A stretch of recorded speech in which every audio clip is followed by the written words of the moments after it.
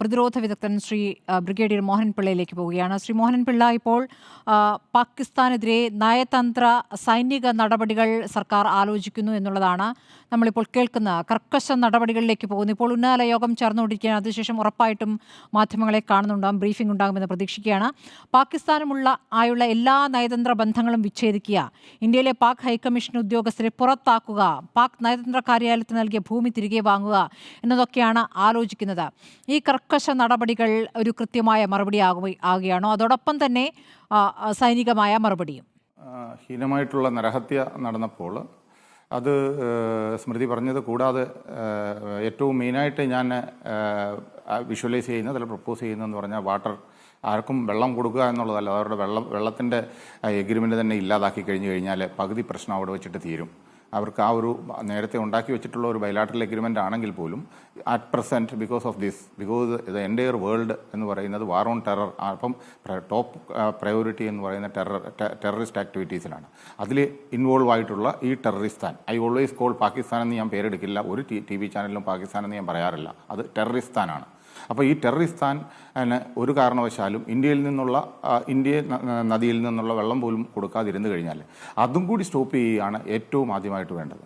ഇനിയും പ്രശ്നത്തിലോട്ട് കിടക്കും. കാര്യം എല്ലാവരും ഇപ്പം ജനറലി വന്നിട്ട് പറയാറുണ്ട്, കാര്യം നമ്മൾ ഇതാണ് ഉടനെ തന്നെ ആക്ഷൻ ഉണ്ടാവും അല്ലെങ്കിൽ ആക്ഷൻ എടുക്കണം. അതിനൊക്കെ certain norms are there. We have to prove, നമ്മൾ പ്രൂവ് ചെയ്യണം അത് പാകിസ്ഥാനിൽ നിന്ന് വന്നിട്ടുള്ള ടെററിസ്റ്റ് ആണ് എന്നുള്ളത് 100% പ്രൂഫ് ഇൻ്റർനാഷണൽ കമ്മ്യൂണിറ്റിക്കും അതുപോലെ തന്നെ എംബസി വഴിയും പ്രൂവ് ചെയ്യണം. അത് ചെയ്യാനുള്ള ഓൾമോസ്റ്റ് ഡോക്യുമെൻറ്റ്സ് ഒക്കെ കാണും തീർച്ചയായിട്ടും. അല്ലാതെ നമ്മുടെ ഒരു അന്വേഷണ ഏജൻസിയോ എന്തെങ്കിലും ഒന്ന് പറഞ്ഞിട്ട് അത് അവരാണ് എന്ന് പറഞ്ഞു കഴിഞ്ഞാൽ അവരുടെ സ്വന്തം ശവശരീരങ്ങൾ പോലും, അവരുടെ സ്വന്തം ആർമിയുടെ, പാകിസ്ഥാൻ റെഗുലർ ആർമിയുടെ ഡെഡ് ബോഡീസ് പോലും അവരുടെ അല്ല എന്ന് പറഞ്ഞ് തള്ളിക്കളഞ്ഞ ഒരു ടെററിസ്ഥാനാണത്. അപ്പോൾ അതുകൊണ്ട് നമ്മളിപ്പോൾ പറയുന്നത് നിങ്ങളുടെ ആൾക്കാരാണ് എന്ന് പറഞ്ഞു കഴിഞ്ഞാൽ ഒരിക്കലും അത് സമ്മതിക്കത്തില്ല. അത് സമ്മതിക്കാനുള്ള മറ്റു വഴികളുണ്ടാവണം. കാരണം ഞങ്ങൾക്ക് പങ്കില്ല, അപലപിക്കുന്നു എന്നുള്ള പ്രതികരണമാണ് പാകിസ്ഥാന്റെ ഭാഗത്ത്. അപ്പോൾ അതുകൊണ്ട് നമുക്ക്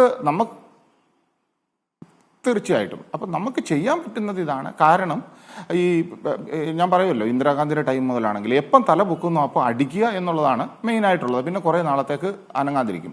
ഇപ്പോൾ പാകിസ്ഥാന് പറ്റിയിരിക്കുന്ന ഇഷ്യൂസ് നമ്മളത് ഡിസ്കസ് ചെയ്യണം. ഒന്നാമത്തെ, അതായത് ഈ റാണയുടെ ഒരു ഇഷ്യൂ ഉണ്ട്, അത് മെയിനായിട്ടുള്ളത്. പിന്നെയുള്ള ഒരു മേജർ ഇഷ്യൂ അവരെ സംബന്ധിച്ചിടത്തോളം ബലൂച്ചിയാണ്, അതായത് പിന്നെ ഒക്കുപ്പൈഡ് കാശ്മീർ. അപ്പം അവരുടെ ബലമായിട്ടുള്ള സംശയമാണ് ഇന്ത്യ പാകിസ്ഥാൻ ഒക്കുപ്പൈഡ് കാശ്മീരിൽ ഇൻഡയറക്റ്റായിട്ട് ഒരു പ്രോക്സി വാർ നടത്തുന്നു എന്നൊരു കൺസെപ്റ്റ് അവർ ഭയപ്പെടുന്നുണ്ട്. അവിടെ ഭയങ്കര ഇഷ്യൂസ് ഉണ്ടാവാറുണ്ട് പാകിസ്ഥാൻ ആർമിക്ക് എതിരായിട്ട് തന്നെ. അപ്പോൾ തീർച്ചയായിട്ടും അതിൻ്റെ സപ്പോർട്ട് ഇന്ത്യയാണ് എന്നവർ ഉറച്ചു വിശ്വസിക്കുന്നുണ്ട്. അതാണ് മെയിനായിട്ടുള്ള ഒരു പ്രശ്നം എന്ന് പറയുന്നത്. താങ്കൾ ആദ്യം പറഞ്ഞത് റാണയെ ഇന്ത്യയിലേക്ക് കൊണ്ടുവന്നത് ഒരു കാരണമായിട്ടുണ്ട് എന്ന് താങ്കൾ കരുതുകയാണോ? റാണയെ ഇവിടെ ചോദ്യം ചെയ്തുകൊണ്ടിരിക്കുന്നു. മുംബൈ ഭീകരാക്രമണവുമായി ബന്ധപ്പെട്ട് നിരവധി കാര്യങ്ങൾ റാണയിൽ നിന്ന് ചോദിച്ചെടുത്തുകൊണ്ടിരിക്കുകയാണ്. അതിൽ പാകിസ്ഥാന്റെ മുഴുവൻ പങ്കും ലഭ്യമാകുന്ന രീതിയിലുള്ള ചോദ്യം ചെയ്യൽ പുരോഗമിക്കുകയാണ്. യെസ്, അതാണ് നമ്മളിപ്പോൾ ആദ്യം പറഞ്ഞ ആ ഇഷ്യൂലോട്ട് തന്നെ. റാണയെ സംബന്ധിച്ചിടത്തോളം ഇന്റർനാഷണൽ കമ്മ്യൂണിറ്റി ആക്സെപ്റ്റ് ചെയ്യുന്ന ഒരു ടെററിസ്റ്റാണ്. കാരണം US ഉണ്ടായിരുന്നല്ലോ. അപ്പോൾ തീർച്ചയായിട്ടും അതിന് സ്പെഷ്യൽ പ്രൂഫിൻ്റെ ഒന്നും ആവശ്യമില്ല. അപ്പം റാണയെ കൂടുതൽ ഇൻട്രോഗേഷൻ ചെയ്യുമ്പം ബോംബെ ആക്രമണം മുതലുള്ള ബാക്കിയുള്ള കാര്യങ്ങളെല്ലാം മുന്നോട്ട് വരുന്നതുകൊണ്ട് അവരതിനെ ഭയപ്പെടുന്നു. രണ്ടാമത് വേറെ ഒരു ഫാക്ടർ ഇതിനകത്തുള്ളത്, അത് ഇവർ സീസ് ചെയ്തിട്ടുള്ള വെപ്പൺ, എങ്ങനെയുള്ള ഇഷ്യൂസിൽ ഈ ടെററിസ്റ്റുകളുടെ അറ്റാക്കുകളിലൊക്കെ ഉണ്ടായിട്ടുള്ള വെപ്പൺ അത് ചൈനീസ് മെയ്ഡ് ആണോ അല്ലയോ എന്നുള്ളതാണ് മെയിൻ ഇഷ്യൂ വരുന്നത്. അപ്പം ഈ ചൈനീസ് മെയ്ഡ് AK ആണെന്നുണ്ടെങ്കിൽ, AK-56 ആണെന്നുണ്ടെങ്കിൽ, 47 അല്ല, AK-56 ആണെന്നുണ്ടെങ്കിൽ ചൈനീസ് മെയ്ഡ് ആയിരിക്കാം.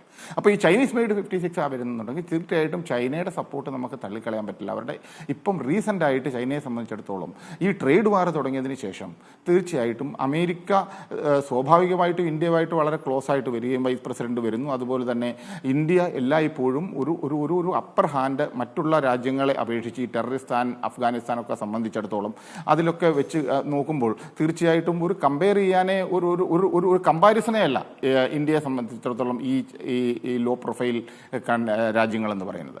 പക്ഷേ ഈ ഒരു മെയിൻ ഫാക്ടർ എന്ന് പറയുന്നത് ഈ ഇപ്പം ഐ തിങ്ക് ഈ TRFനെ കുറിച്ചിട്ട് പറഞ്ഞു. അപ്പോൾ TRF എന്ന് പറഞ്ഞാൽ റെസിസ്റ്റൻസ് ഫ്രണ്ടാണ്.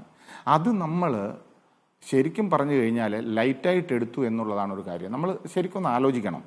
ആ TRF തന്നെയാണ് കഴിഞ്ഞ കുറേ വർഷം 19 അവർ ഫോം ചെയ്യുന്നത്. അത് LETയുടെയാണ്, ലഷ്കർ ഇ തോയ്ബയുടെ ഒരു മറ്റൊരു ഫോം എന്നുള്ള രീതിയിൽ, അല്ലെങ്കിൽ അവർ വളർത്തിക്കൊണ്ടുവരുന്ന ഒരു കൺസെപ്റ്റ്. ആ കൺസെപ്റ്റ് ഉണ്ടായത് കാശ്മീരിലെ 370 ഒക്കെ എടുത്തു കളഞ്ഞപ്പോൾ അത് റെസിസ്റ്റ് ചെയ്യാനുള്ള ഒരു ഫ്രണ്ടാണ് അവരുണ്ടാക്കിയത്. അതാണ് റെസിസ്റ്റൻസ് ഫ്രണ്ട് എന്ന് പറയുന്നത്. ഇതിനെ റെസിസ്റ്റ് ചെയ്യുക, അതായത് എന്ത് കാരണവശാലും നമ്മുടെ കാശ്മീരിനെ തിരിച്ചു പിടിക്കുക, ഇന്ത്യൻ കാശ്മീർ വേണ്ട, ഞങ്ങൾ കൺട്രോൾ ചെയ്യുന്ന കാശ്മീർ മതി എന്നുള്ള രീതി. അതാണ് റെസിസ്റ്റന്റ് ഫ്രണ്ട് എന്ന് പറയുന്നത്. അവരാണ് ഒന്നാമത്തെ. ആദ്യം ഒരു കെമിസ്റ്റിനെ, ഇഫ് യു ജസ്റ്റ് റിമെമ്പർ, മാക്കൻ എന്ന് പറയുന്ന ഒരു കെമിസ്റ്റിനെയാണ് അവർ ആദ്യം കൊലപ്പെടുത്തിയത്. പിന്നെ ഒരു സ്കൂൾ പ്രിൻസിപ്പലിനെയാണ് കൊലപ്പെടുത്തിയത്. കഴിഞ്ഞ വർഷം ഇഫ് യു ഒന്ന് മനസ്സിലാക്കണം കാര്യം, കുറേ കൺസ്ട്രക്ഷൻ സൈറ്റിലുണ്ടായിരുന്ന ബീഹാരികളെ കൊലപ്പെടുത്തി. അതുപോലെ തന്നെ റിയാസിയിൽ ഈ 24 റിയാസിയിൽ ബസ്സിൽ ഡ്രൈവർക്ക് നേരെ അറ്റാക്ക് ചെയ്തിട്ട് ആ ബസ് കൺട്രോൾ പോയി. ഏതാണ്ട് വൈഷ്ണോദേവി ക്ഷേത്രത്തിലോട്ട് പോയിട്ടുള്ള ഒരു 24 പേരോളമാണ് അതിനകത്ത് മരിച്ചത്. അപ്പം ഇങ്ങനെ കുറേ കാര്യങ്ങളുണ്ട്. അപ്പം ഇതിനെ നമ്മൾ എപ്പോഴും വളരെ ലൈറ്റായിട്ട് എടുത്തു, അല്ലെ ബാൻ ചെയ്തു എന്നതുകൊണ്ട് അത് കാര്യമായിട്ടില്ല. കാര്യം ഞാൻ എല്ലായ്പ്പോഴും പറയുന്നത്, തീവ്രവാദം ഒരു കാരണവശാലും അതായത് വേരിൽ നിന്ന് പിഴുതു മാറ്റാൻ പറ്റില്ല. അതൊരു കാരണവശാലും പറ്റത്തില്ല. കാര്യം ഒരു ഒക്കുപ്പൈഡ് ഫോഴ്സിനും അത് ടോട്ടൽ ഇറാഡിക്കേഷൻ ഈസ് മേർലി ഇമ്പോസിബിൾ ആണ്, ഒരു കാരണവശാലും പറ്റില്ല. അപ്പോൾ തീർച്ചയായിട്ടും ഇന്ത്യൻ ആർമി ഒരു ഡിഫിക്കൽട്ട് ടെറൈൻ എന്നാണ് ഇതിന് പറയുന്നത്. വളരെ അത് ക്ലിഫാണ്, അതായത് ഈ സ്റ്റീപ്പായിട്ടുള്ള ക്ലൈംബാണ്. അങ്ങനെയുള്ള സ്ഥലത്താണ് അവർ ആക്ഷൻ ഇത് ചെയ്തത്. അതൊരു പക്ഷേ പിന്നീട് ചർച്ചയിൽ വരും. ഞാനതിപ്പോൾ അഡ്വാൻസ് ആയിട്ട് പറയുകയാണ്. കാര്യം ഡിഫൻസ് ഫോഴ്സിനെ സംബന്ധിച്ചിടത്തോളം, ഓഫ് കോഴ്സ് ഇവൻ പോലീസ് ഫോഴ്സിനും ഉണ്ട്, എനിക്ക് അതിനെക്കുറിച്ചിട്ടും അറിയാം. കാരണം വെച്ച് കഴിഞ്ഞാൽ ഒരു മെയിൻ ഏരിയ, ഒരു ത്രസ്റ്റ് ഏരിയ എന്ന് പറയുന്നത് ഏത് ഓപ്പറേഷൻസ് അല്ലെങ്കിൽ ഏത് സിനാരിയോ ആണെങ്കിലും അവർ VAയും VPസും എടുക്കും. വൾണറബിൾ ഏരിയ അല്ലെങ്കിൽ വൾണറബിൾ പോയിന്റ്സ്, അതായത് സെൻസിറ്റീവ് ആയിട്ടുള്ള ഏരിയ അല്ലെ പോയിന്റ്സ് എന്ന് നമുക്ക് അതിനെക്കുറിച്ചിട്ട് പറയാം. ആ ഏരിയ അത് വളരെ രീതിയിൽ പ്രൊട്ടക്ട് ചെയ്യേണ്ടത് സെക്യൂരിറ്റി ഫോഴ്സസിൻ്റെ നല്ലൊരു കടമയാണ്, അല്ലെ കർത്തവ്യമാണ്. അതിനകത്ത് തീർച്ചയായിട്ടും ചെറിയൊരു വീഴ്ച, അത് അതിനെക്കുറിച്ചിട്ട് പിന്നീട് അത് വരും എന്നുള്ളത് എനിക്ക് 100% അറിയാം, വന്നിട്ടുണ്ട്. കാര്യം നമ്മൾ കാശ്മീരിനെ നല്ല രീതിയിൽ ഡെവലപ്പ് ചെയ്ത് കൊണ്ടുവന്നിട്ട് കൂടുതൽ പാർട്ടിസിപ്പേഷനും അതായത് ടെറർ ഫ്രീ സ്റ്റേറ്റ് എന്നുള്ള ഒരു പ്രൊജക്ഷൻ നമ്മൾ ഔട്ട്സൈഡിൽ കൊടുത്ത് വെളിയിൽ നിന്ന് ആൾക്കാർ വരികയും അതുപോലെ തന്നെ ടൂറിസ്റ്റുകൾ വരികയും ഒക്കെ ചെയ്യുമ്പോൾ തീർച്ചയായിട്ടും 3-4 ഇഷ്യൂസ് നമ്മൾ സ്മൃതി ഇത് ആലോചിച്ചാൽ നമുക്ക് മനസ്സിലാക്കും. അനന്തനാഗ് എന്ന് പറയുന്ന ഡിസ്ട്രിക്റ്റ് തീർച്ചയായിട്ടും എല്ലായ്പ്പോഴും വൾണറബിൾ ആയിട്ടുള്ള ഒരു സ്റ്റേറ്റ്. ഈ നടന്നിട്ടുള്ള ആക്ഷൻസ് കൂടുതലും ടൂറിസ്റ്റ് സ്പോട്ടുകൾ മാക്സിമം ലൊക്കേറ്റ് ചെയ്തിരിക്കുന്ന ഈ അനന്തനാഗ്. പിന്നെ ഉള്ളത് പൂഞ്ച് സെക്ടറാണ്. പിന്നെ റിലീജിയസ് ആയിട്ടുള്ള റിയാസി അല്ലെങ്കിൽ വൈഷ്ണോദേവി ക്ഷേത്രം, ഷ്രൈൻ, ത്രികൂട ഹിൽസ് എന്ന് പറയുന്ന ആ വൈഷ്ണോദേവി ക്ഷേത്രം ലൊക്കേറ്റ് ചെയ്തിട്ടുള്ള റിയാസി സ്റ്റേറ്റിലെ അതും. ഇതൊക്കെ തീർച്ചയായിട്ടും എല്ലാവർക്കും അറിയാവുന്നതാണ് ഈ മെയിൻ പോയിന്റ്. അതുപോലെ Amarnath Yatra of course it's going to start ചെയ്യുന്നതിന് മുമ്പ് തന്നെ അത് ടോട്ടൽ പ്രൊട്ടക്ഷൻ ഉണ്ടാവും എല്ലായ്പ്പോഴും, അത് ഉണ്ട്. പക്ഷേ ഇവിടെ നമ്മൾ ഒരു ഓവർലുക്ക് ചെയ്തു എന്നൊരു സംശയമുണ്ട്. കാര്യം അതുകൂടി നല്ല രീതിയിൽ, ഇപ്പം ഒരു ടൂർ ഓപ്പറേറ്റർ തന്നെ പറഞ്ഞല്ലോ, കാര്യം അത് ഇൻസൈഡ് ആയതുകൊണ്ട് ട്രൂപ്സിനെ ഒന്നും കണ്ടില്ല എന്ന് പറഞ്ഞു. അപ്പം അതാണ് മെയിനായിട്ടുള്ള ഒരു കൺസേൺ എന്ന് പറയുന്നത്. അവിടേക്കൊന്നും സുരക്ഷ എത്തിയിട്ടില്ല എന്നുള്ളത് യാഥാർത്ഥ്യമാണ്. സൈനികരുണ്ടായിരുന്നില്ല എന്നുള്ള കാര്യം രക്ഷപ്പെട്ടവർ തന്നെ ചെറിയൊരു ഓവർലുക്ക് ആയിട്ടുണ്ടാവാം.